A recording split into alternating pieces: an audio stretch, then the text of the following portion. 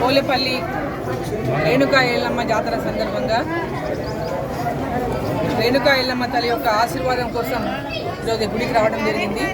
ఆ అమ్మవారి ఆశీర్వాదంతో ఆనాడు పార్లమెంట్ ఎన్నికల్లో సమయంలో అమ్మవారి ఆశీర్వాదం కోసం వచ్చి ఆశీర్వాదం తీసుకొని పోయాం. అమ్మవారు నాకు పునర్దర్శనం కలిగించే భాగ్యం కలిగించమంటే పునర్దర్శనం చేసుకునే భాగ్యాన్ని కలిగించింది. పార్లమెంట్లో అమ్మవారు యొక్క ఆశీర్వాదంతో గెలిచినాం.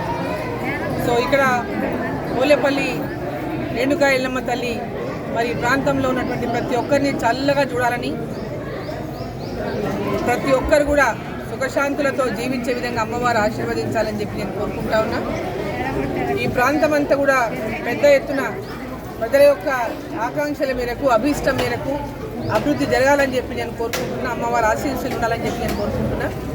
తెలంగాణ ప్రాంతం, భారతదేశం, నరేంద్ర మోదీ గారికి అమ్మవారి ఆశీస్సులు ఉండాలని, ఈ భారతదేశం వీక్షిత్ భారతదేశంగా తీర్చిదిద్దాలని ఒక లక్ష్యంతో నరేంద్ర మోదీ గారు ఏదైతే అడుగులు వేస్తూ ముందుకెళ్తున్నారో ఆ అడుగులను విజయవంతంగా నడిపించాలని, 2047 కల్లా భారతదేశం ప్రపంచ దేశాల్లోకెల్లా అభివృద్ధి చెందినటువంటి దేశంగా ఈరోజు నరేంద్ర మోదీ గారు ఏదైతే ఒక విజన్తో ముందుకు వేస్తున్నటువంటి ఆ విజన్ని అమ్మవారు పూర్తి చేయాలని, పూర్తి ఆశీస్సులు అందించాలని చెప్పి కోరుకుంటూ తెలంగాణ ప్రజలకు, దేశ ప్రజలకు అందరికీ ఆశీస్సులు అందించాలి, అమ్మవారు ఆశీస్సులు ఉండాలని చెప్పి నేను కోరుకుంటున్నాను.